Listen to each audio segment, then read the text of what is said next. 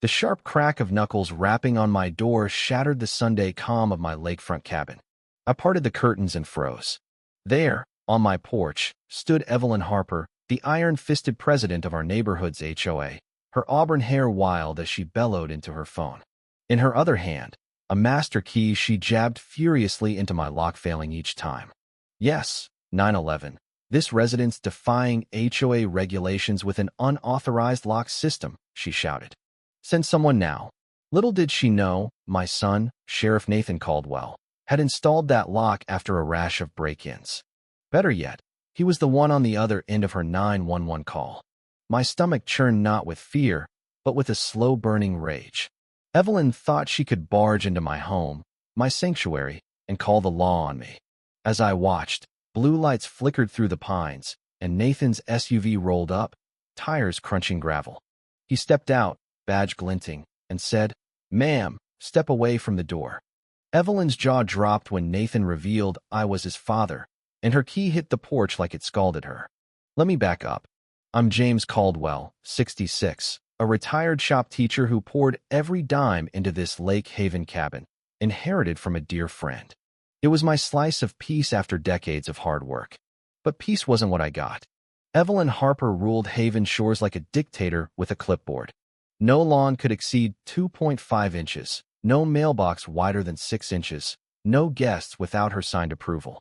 I didn't even know I was under her HOA's thumb at first. Me cabin wasn't bought through them, but Evelyn claimed jurisdiction after a shady vote years back. I tried playing nice, offering coffee, fixing her gate. She responded with violation notices. My woodpile was unsightly. My wind chimes a disturbance. She even complained about my banjo at dusk. I let it slide, believing in neighborly kindness. Then my son Nathan and granddaughter Lily visited. We fished, roasted marshmallows, laughed by a fire pit I'd built myself. The next morning, a violation notice was taped to my door. Unauthorized open flame. Unapproved guests. Nathan, calm but unyielding, wanted to confront Evelyn, but I urged patience. That patience ran out when I caught her snooping with a clipboard, hinting my cabin would suit her son, Victor, better. You're old, she sneered. So, I realized she was scheming to seize my home through an obscure HOA clause about excess properties. Nathan upgraded my lock to a biometric system, legal and untouchable. Evelyn lost it. That Sunday, her failed key and 911 call brought Nathan to the scene. She stammered, "He's a danger," before bolting to the lake, diving in fully clothed to inspect water safety. Nathan wasn't amused. "Get out of the lake, ma'am." She emerged, sopping, claiming authority that didn't exist thanks to a bylaw I'd helped pass, ending her presidency. Neighbors like Martha the librarian, Henry the ex-cop, and Ms. Clara, a lakeside veteran, had voted her out. Evelyn's reign was over, or so I thought. She retaliated with a letter from Victor, her newly minted compliance VP, threatening to revoke my residency. I called a community barbecue to expose her fraud, sharing the real bylaws. Victor showed up, filming my windows, but tripped on my garden path, spraining his ankle and screaming about lawsuits. Then Evelyn escalated. Hired workers chainsawed my cedar fence, claiming redrawn property lines. I recorded her admitting it. Neighbors rallied, Martha with her camcorder, Henry with a GoPro. The workers fled, unwilling to break the law.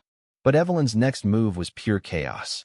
A remote in Victor's hand triggered an explosion. Me shed, filled with my father's tools and Lily's old drawings, erupted in flames. I watched, gutted, as Nathan cuffed them both. Evelyn screamed, "This is HOA business," but the deputies charged her with arson and fraud. The community erupted, sharing stories of her tyranny, fines for wrong flowers, threats over unapproved charcoal. We thought it was over. Then came Evelyn's cousin, Leonard Harper, wielding a proxy clause to seize HOA control. He cut my power and water, slapped fake health violations on my door. Neighbors faced curfews and absurd citations. We fought back with Cabin United, a silent protest on my lawn, 80 of us with chairs, guitars, and signs. Leonard threatened to cut all utilities, but Ms. Clara taunted, "I've got lanterns older than you."